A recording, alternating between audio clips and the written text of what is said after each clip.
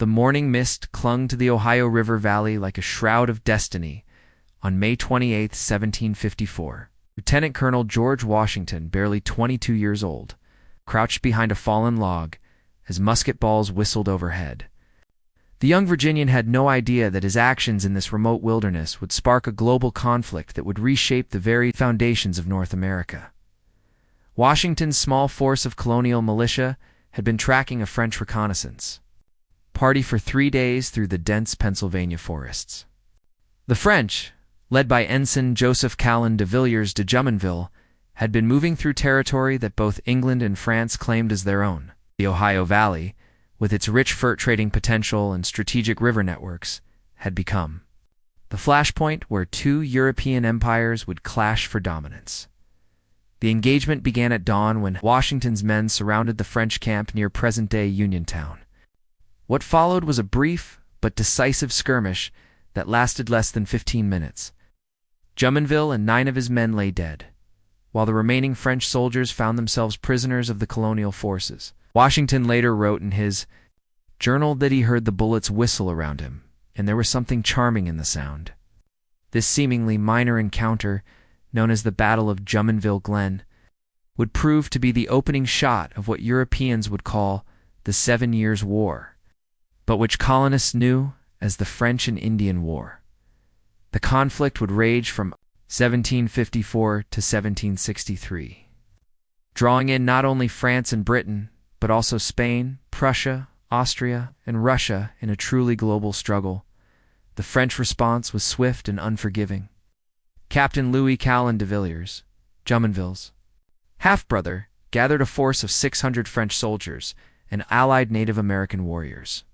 They marched toward Washington's hastily constructed Fort Necessity, crude stockade built in a marshy meadow that Washington optimistically called Great Meadows. The young colonial commander had unwittingly chosen perhaps the worst possible location for a defensive position. On July 3, 1754, the French and their Native American allies surrounded Fort Necessity. Rain poured down in torrents, turning the fort's interior into a muddy quagmire. Washington's men, many of them sick and demoralized, huddled behind the fort's low walls as French sharpshooters picked them off from the surrounding hills. The colonial forces were outnumbered nearly 2-1, and their situation grew more desperate by the hour. As evening approached, Captain Villiers offered Washington terms of surrender. The young Virginian, recognizing the hopelessness of his position, agreed to negotiate. In a tent lit by flickering candles, the two officers worked out the details of the capitulation. Washington signed the surrender document written in French, not fully understanding that he was admitting to the assassination of Jumonville. The defeat at Fort Necessity marked the end of Washington's first military campaign, but it was far from the end of his involvement in the growing conflict. The young officer's experiences in the Ohio Valley would prove invaluable in the years to come, teaching him lessons about wilderness warfare, Native American tactics, and the challenges of commanding colonial forces that would serve him well. In future conflicts, the reverberations of these early encounters spread far beyond the Pennsylvania wilderness, reaching the courts of Europe and the tribal councils of Native American nations across the continent. The news of Washington's defeat at Fort Necessity reached London in August 1754, sending shockwaves through the corridors of power at Whitehall.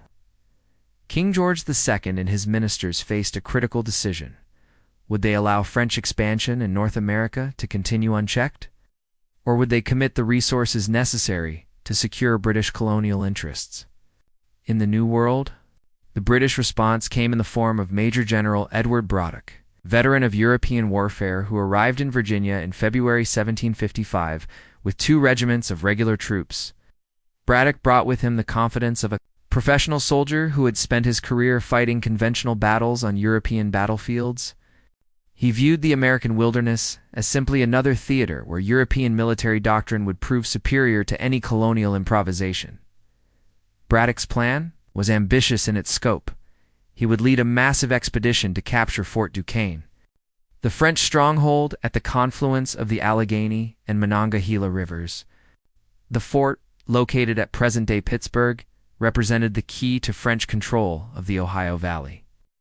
If Braddock could capture it, he would effectively cut the French supply line between Canada and Louisiana, potentially ending their influence. In the interior of North America, the expedition that assembled at Fort Cumberland in Maryland was impressive by colonial standards. Braddock commanded over 2,000 men, including his British regulars, colonial militia, and a train of artillery that required hundreds of horses and wagons to transport through the wilderness.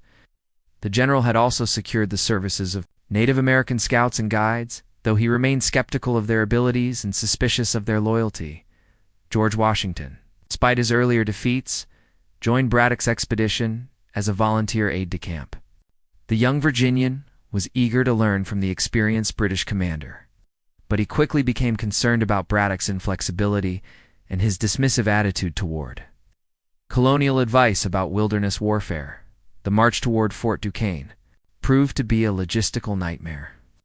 Braddock's heavy artillery and supply wagons moved slowly through the dense forests, requiring his men to cut a road as they advanced. The expedition covered only a few miles each day, giving the French ample time to prepare their defenses and gather their Native American allies. As reported by the Pennsylvania Gazette in its coverage of the expedition, the British force represented the largest military undertaking yet attempted in the American colonies. The newspaper noted the confidence of the British officers and their conviction that European military methods would prove decisive against the French and their Native American allies. By July 7th, 1755, Braddock's expedition had reached the Monongahela River, just 8 miles from Fort Duquesne. The general divided his force, leaving the heavy baggage behind and pushing forward with 1,400 of his best troops. The men were in high spirits, convinced that they would soon achieve a decisive victory that would secure British control of the Ohio Valley. The French commander at Fort Duquesne, Captain Claude Pierre Picotti de Contrecoeur, faced a difficult decision. His garrison numbered fewer than 300 men, far too few to withstand a siege by Braddock's superior force. However, he had managed to assemble nearly 900 Native American warriors from various tribes, including Ottawa, Ojibwe, Cade, and Potawatomi fighters, who had traveled hundreds of miles to join the fight against the British. On the morning of July 9, 1755, Captain Daniel Leonard de Beaujeu led a mixed force of French soldiers, Canadian militia, and Native American warriors out of Fort Duquesne. Their plan was not to meet Braddock's army in conventional battle, but to use the dense forest and their knowledge of wilderness tactics to maximum advantage. The stage was set for one of the most decisive battles in North American history, a confrontation that would demonstrate the limitations of European military doctrine in the American wilderness. The morning of July 9th, 1755 dawned clear and hot as General Braddock's column approached the Monongahela River. The British troops, resplendent in their red coats and precisely ordered formations, presented a magnificent sight as they marched through the Pennsylvania wilderness. Lieutenant Colonel Thomas Gage led the advance guard, followed by Braddock himself with the main body of troops and artillery. The crossing of the Monongahela proceeded without incident, and Braddock's confidence soared. His men had successfully navigated one of the most dangerous parts of their advance, and Fort Duquesne lay just 7 miles ahead. The general could already envision the surrender of the French garrison and the establishment of British control over the Ohio Valley at approximately 1 o'clock in the afternoon. Gage's advance guard encountered the French and Native American force under Captain Beaujeu. The initial contact occurred in a narrow ravine where the forest pressed close on both sides of the rough military road that Braddock's men had carved through the wilderness. The British advance guard, trained in European tactics, immediately formed into battle lines and delivered disciplined volleys into the trees. Captain Beaujeu fell dead in the first exchange of fire, but his second-in-command, Captain John Daniel Dumas, quickly took control of the situation. The French and their Native American allies melted into the forest, using trees and rocks for cover as they poured devastating fire into the closely packed British ranks. The Redcoats, trained to fight in open European battlefields, found themselves completely unprepared for this style of warfare. The sound of gunfire brought Braddock and the main body of his troops rushing forward to support the advance guard. However, the narrow confines of the forest road created a tactical nightmare. The British troops became compressed into a dense mass of red-coated soldiers. presenting an ideal target for the hidden French and Native American marksmen who surrounded them on three sides. Washington, riding beside Braddock, watched in horror as the disciplined British formation began to disintegrate. The redcoats, unable to see their enemies in the forest, fired wildly into the trees while Native American warriors picked them off with devastating accuracy. The British artillery, so carefully transported through hundreds of miles of wilderness, proved useless in the close confines of the forest fighting. General Braddock himself became a primary target for the French and Native American sharpshooters. The 60-year-old commander mounted on his horse and trying desperately to rally. His troops presented a conspicuous figure in his general's uniform. Multiple bullets struck his horse. Braddock himself was hit in the chest by a musket ball that would prove fatal. The battle raged for nearly 3 hours.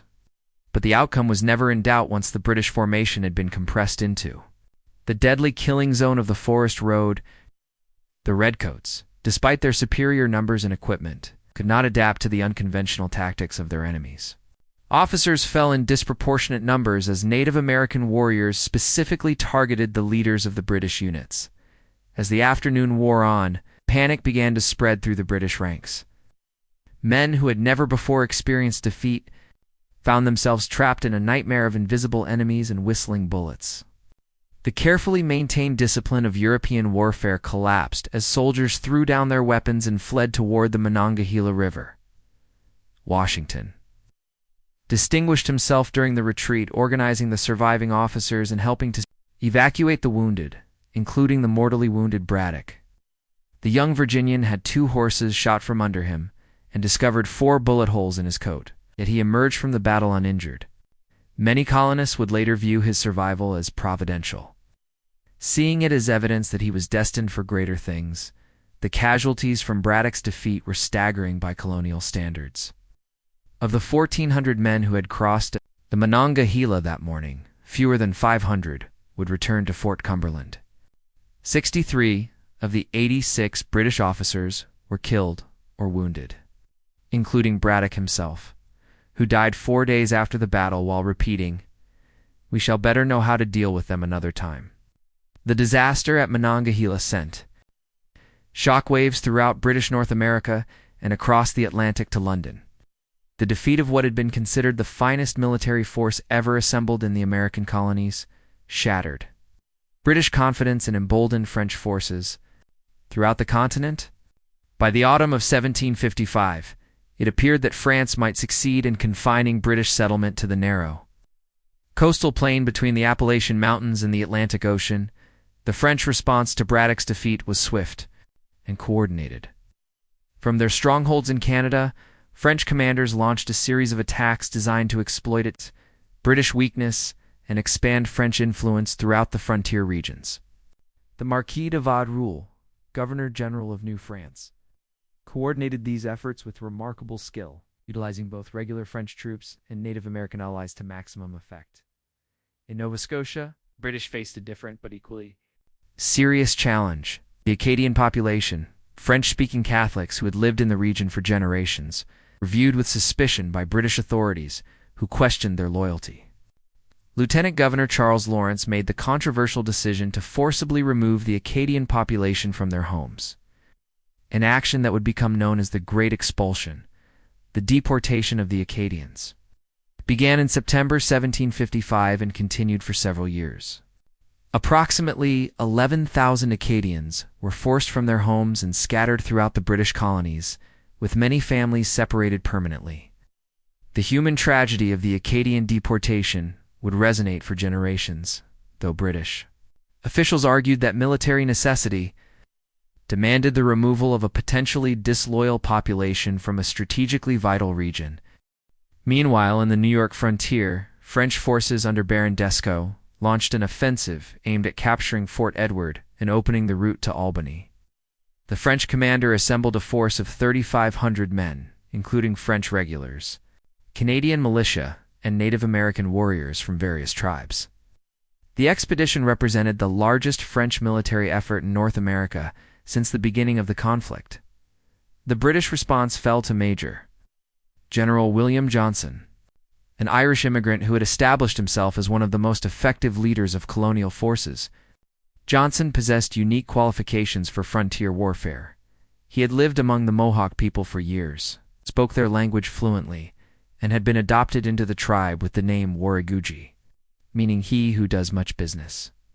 Johnson's greatest asset was his ability to maintain the loyalty of the Iroquois Confederacy, the powerful alliance of Native American tribes that controlled much of present-day New York State.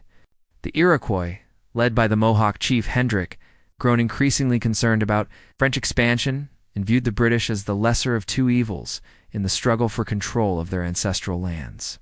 The confrontation between Johnson and Dieskau came on September 8, 1755, at the Battle of Lake George.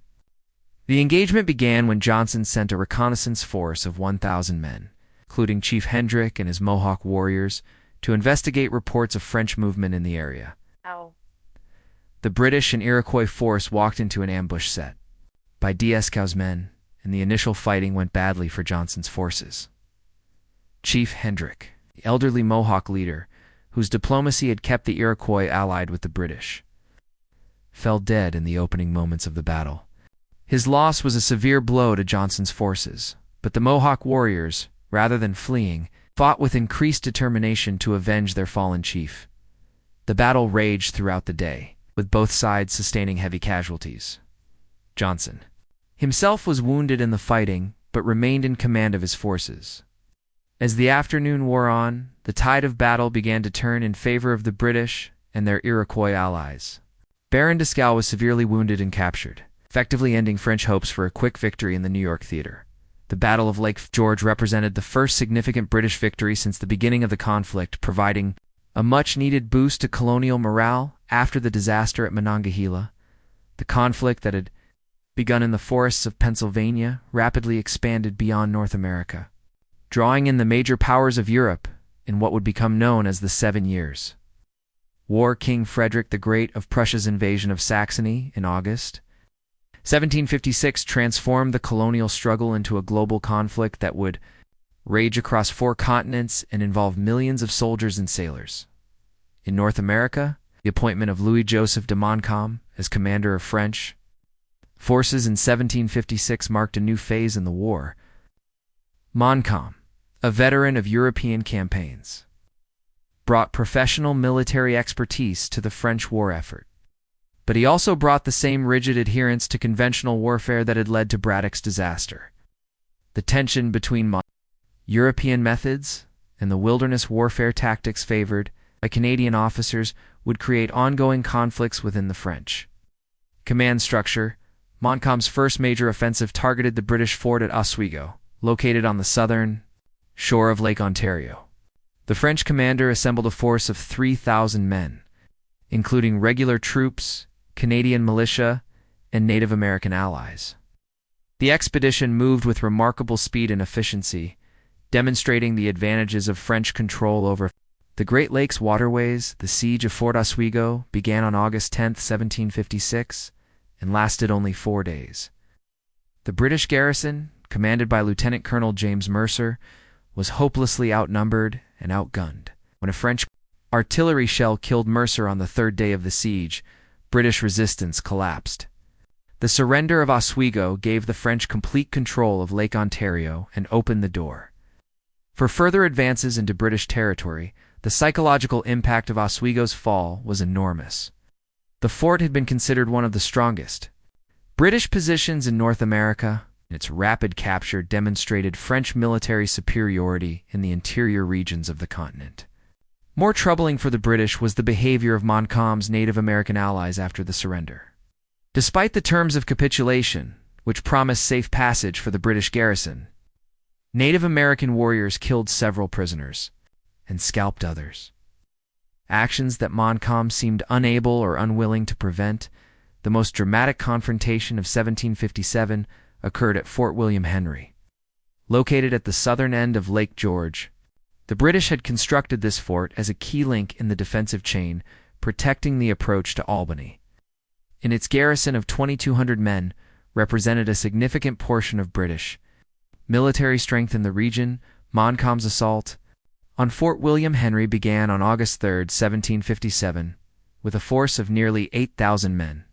The French commander had assembled the largest army yet seen in North America, including regular troops from the regiments of Bern, Guienne, and Lorraine, Canadian militia, and over 1,600 Native American warriors from dozens of different tribes.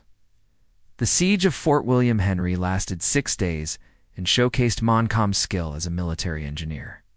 The French commander systematically advanced his artillery positions, using techniques perfected in European warfare to reduce the British. Fortifications. Lieutenant Colonel George Monro, the British commander, fought a skillful defensive battle. But the overwhelming French superiority in numbers and artillery made the outcome inevitable. According to contemporary accounts published in the Boston Newsletter, the siege demonstrated the French mastery of the art of war in the American wilderness. The newspaper noted that Montcalm's forces included warriors from tribes as distant as the Great Lakes and the Mississippi River, all united in their desire to drive the British from the continent. On August 9, 1757, Monro agreed to surrender Fort William Henry under terms that guaranteed safe passage for his garrison to Fort Edward. However, as at Oswego, Montcalm's Native American allies had their own ideas about the treatment of prisoners. The massacre at Fort William Henry, which occurred as the British garrison attempted to march to safety, became one of the most notorious incidents of the entire war. The attack on the British column began at dawn on August 10th. As Native American warriors, inflamed by captured British rum and motivated by their own cultural traditions regarding warfare, fell upon the defenseless prisoners. Between 200 and 300 British soldiers and civilians were killed or captured before Montcalm and his officers could restore order. The massacre at Fort William Henry sent shockwaves throughout British North America and provided powerful propaganda for British war efforts. The incident demonstrated the challenges faced by European commanders in controlling their Native American allies and highlighted the cultural differences that made this conflict unique in the annals of warfare. The year 1758 marked a fundamental turning point in the French and Indian War, as new British leadership and strategy began to reverse the tide of French victories. The appointment of William Pitt, the Elder, as Secretary of State transformed British war efforts, bringing unprecedented resources and strategic vision to the conflict in North America. Pitt's strategy was both simple and revolutionary rather than treating the American theater as a secondary concern. He would make it the primary focus of British military efforts. The Secretary of State committed massive resources to the North American campaign, including regular troops, naval forces, and financial subsidies to colonial governments. More importantly, Pitt recognized that success in America required leaders who understood the unique challenges of wilderness warfare. The British offensive of 1758 began with a three-pronged attack, designed to strike at the heart of French power in North America. General John Forbes would advance against Fort Duquesne, the scene of Braddock's earlier disaster. General James Abercrombie would lead the main British force against Fort Carillon, known to the British as Ticonderoga. Meanwhile, General Geoffrey Amherst and Brigadier General James Wolfe would assault the fortress of Louisbourg, the key to French control of the St. Lawrence River. The siege of Louisbourg began on June 8, 1758, with Amherst commanding a force of over 14,000 men supported by a powerful British naval squadron. The fortress, constructed at enormous expense by the French government, was considered one of the strongest fortifications in North America. However, the British had learned from their earlier failures and approached the siege with careful preparation. An overwhelming force, Brigadier General Wolfe distinguished himself during the Louisbourg campaign, demonstrating the aggressive leadership and tactical innovation that would make him famous. The young general personally led the assault on the fortress's outer defenses, inspiring his men through his own courage and determination. The capture of Louisbourg on July 26, 1758, opened the St. Lawrence River to British forces and effectively cut the maritime supply line between France and Canada. The British advance against Fort Carillon proceeded less smoothly. General Abercrombie, despite commanding a force of over 15,000 men, allowed himself to be drawn into a frontal assault against prepared French positions. Montcalm, commanding fewer than 4,000 defenders, had constructed an elaborate system of earthworks and obstacles that turned the British attack into a costly failure. The Battle of Carillon, fought on July 8, 1758, resulted in over 1,900 British casualties, while French losses numbered fewer than 400. The defeat demonstrated that British numerical superiority meant nothing without proper tactical leadership and strategic planning. Abercrombie's failure cost him his command and reminded British leaders that victory in America required more than simply throwing men and resources at the problem. The most successful British operation of 1758 was Forbes' methodical advance against Fort Duquesne. Unlike Braddock's earlier expedition, Forbes proceeded with careful preparation and attention to the lessons learned from previous defeats. The British commander built a series of fortified supply depots along his line of advance, ensuring that his forces would not be cut off from their base of operations.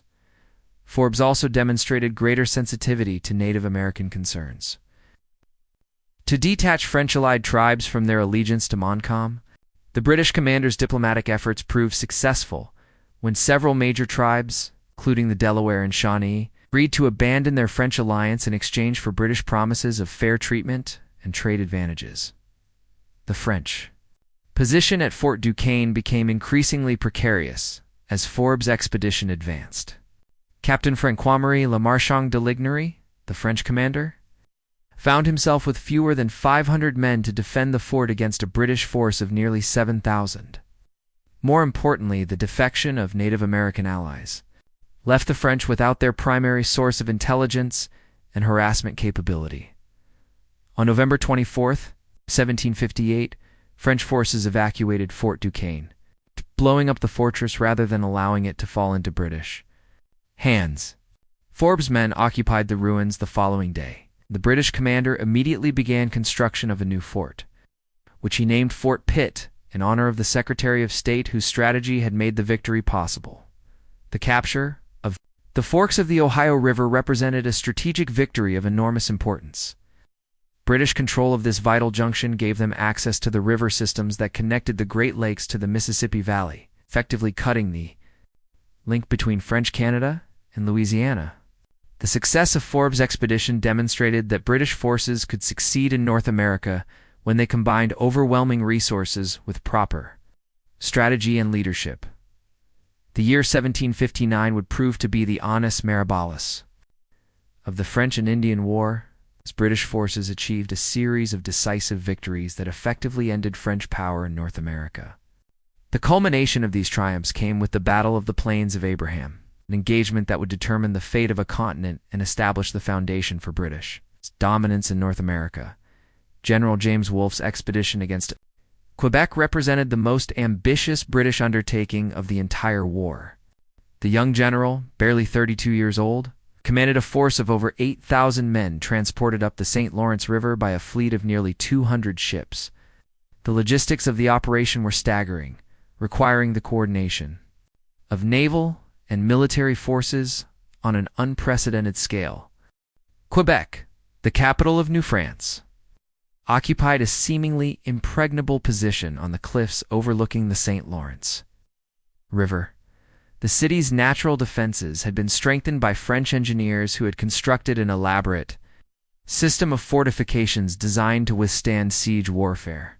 Montcalm, commanding the French defense, had assembled over 14,000 men to protect the city, including regular troops, Canadian militia, and Native American allies. The siege of Quebec began on June 26, 1759, with Wolfe establishing his base of operations on the Isle d'Orléans, downstream from the city. The British general's initial attacks on the French positions across the Montmorency River proved unsuccessful, resulting in heavy casualties and raising questions about Wolfe's tactical judgment. The young general, suffering from poor health and the stress of command, began to show signs of the strain that would ultimately contribute to his death. As the summer wore on, Wolfe grew increasingly desperate to find a way to bring Montcalm to battle on favorable terms. The French commander, well aware of his strategic advantages, was content to remain behind his fortifications and allow disease and approaching winter to weaken the British forces. The stalemate threatened to turn into a British disaster if Wolfe could not achieve a decisive victory before the onset of cold weather. The breakthrough came in September when British reconnaissance discovered a narrow path leading up the cliffs. West of Quebec, the path, known as the Anse-au-Foulon, was lightly guarded because the French considered it too steep and dangerous for a major military operation. Wolfe, however, saw it as his opportunity to outflank the French defenses and force Montcalm into the open battle he desperately needed. On the night of September 12, 1759, Wolfe led 4,800 men in a daring nighttime assault up the cliff face. The operation required incredible courage and precision, as the British troops had to climb in darkness while maintaining complete silence to avoid detection by French sentries. The successful completion of this maneuver ranks among the most remarkable military achievements in North American history. At dawn on September 13, 1759, Montcalm discovered that British forces had formed a battle line on the Plains of Abraham, just west of Quebec's walls. The French commander faced a terrible dilemma.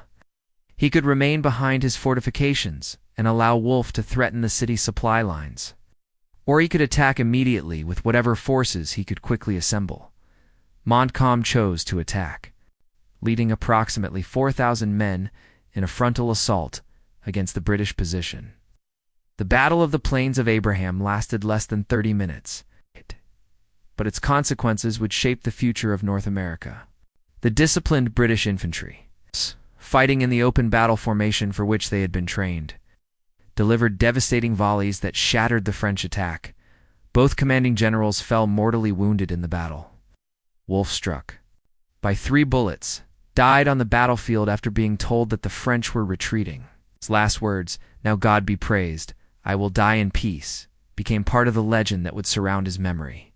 Montcalm, wounded in the abdomen, lived long enough to organize the French retreat but died the following morning, declaring that he was happy not to live to see the surrender of Quebec. The fall of Quebec on September 18th effectively ended French resistance in North America. The remaining French forces, commanded by the Chevalier de Lévis, made a final attempt to recapture the city in the spring of 1760. But the arrival of British naval reinforcements ended any hope of French recovery. The Treaty of Paris, signed on February 10, 1763, formally ended the French and Indian War and established British dominance in North America.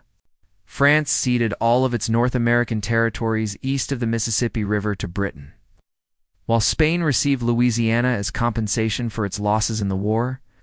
The treaty marked the end of New France and the beginning of a new era in which British culture and institutions would shape the development of the continent. The young George Washington, who had fired the first shots of the conflict 9 years earlier, emerged from the war as one of colonial America's most experienced military leaders. The lessons he learned in the Pennsylvania wilderness about leadership, logistics, and the challenges of commanding colonial forces would prove invaluable in the years to come. The French and Indian War had not only determined the fate of North America, but had also prepared the ground for the even greater conflict that would follow. American Revolution. Sources and references for this historical account were drawn from primary documents, including the Pennsylvania Gazette archives, British military dispatches housed in the National Archives, and contemporary accounts from participants in the conflict. The narrative structure and specific details of battles and campaigns reflect the historical consensus among scholars of 18th century North American military history.